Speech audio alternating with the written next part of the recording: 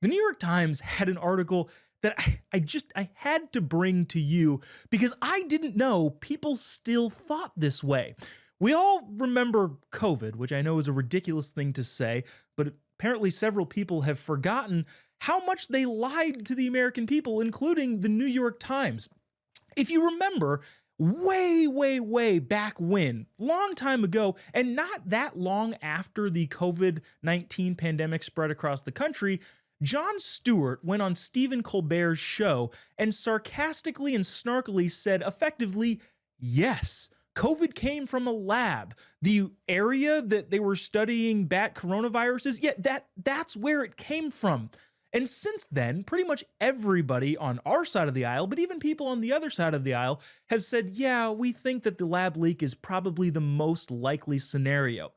Now, Dr. Fauci obviously tried to cover that up, and so many scientists have come out and said, no, it's 100% the lab leak theory, including MI6 in Britain, the German intelligence, the CIA, and countless other countries and agencies have said, well, it came from a lab. Now, people who haven't said it comes from a lab is the WHO and China. Other than that, pretty much everyone is in agreement. So because of that, President Trump said that the White House page of information for COVID is going to say, yes, it came from a lab. And that prompted the New York Times to write an article saying, is this actually true? Is this misinformation? This is a legitimate sentence from the article that the New York Times published about President Trump saying the most clear and obvious correct thing. It says this, well, it says he changed the information on the government's website, is in the pandemic's origin is so far not backed by direct evidence that has divided intelligence agencies. They also cited it as misleading and contested claims. Well, that's interesting in and of itself. What's also interesting is, well, they didn't need direct evidence when they were talking about the Russian collusion scandal that turned out to be false. They didn't need evidence when President Trump supposedly, which obviously didn't happen, called people suckers and losers to run with that story. And even though they had direct evidence of the Hunter Biden laptop, well, they didn't say anything about that, especially when it was actually happening. The bottom line is, for some reason, the New York Times needs hard evidence. And the only reason we don't have hard evidence is because China destroyed it all. So the problem now is that the lib media is effectively trying to hit President Trump for saying true things. What else is new? Here to comment on that and so much more is Pamela Jean Noble, actress, and Justine Brooks Murray. Both have middle names. Justine is a host for the Media Research Center. Two middle names and a guy who goes solely by his middle names. Guys, thanks so much for joining us. Thank you for having us. Justine, I want to start with you here.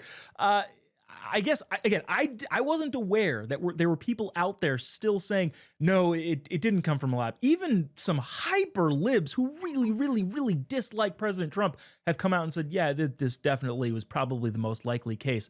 How is this still a thing that the libs are continuing to question? Because it's an ideology. Leftism is an ideology that says truth is relative. So they created your truth and my truth. And well, this, of course, is just simply not allowed to be true. So they must keep beating the same worn out drum over and over again, no matter how many federal departments claim otherwise. Yeah, Pamela, you've got a situation where the lib media doesn't need evidence if the story is damaging or potentially damaging to Trump or the Trump administration. And if they do have evidence, but it's damaging to their side, we're not going to report it. Again, i.e. Hunter Biden's laptop. Do you think they ever learn from this mistake? Because I think in the modern day, we have the internet. We have all of the receipts. We can see what you're doing. You're not gaining any new followers by just flat out lying to people.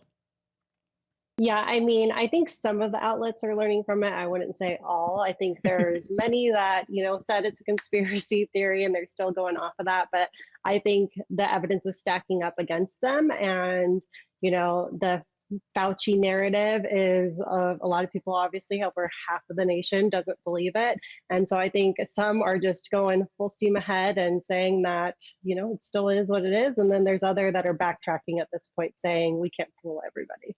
Yeah, it's a ridiculous situation that we found ourselves in. Also, the Wall Street Journal had an article last week about whether or not we should hold Fauci accountable for giving money to the lab that pretty clearly leaked the Chinese bat fever.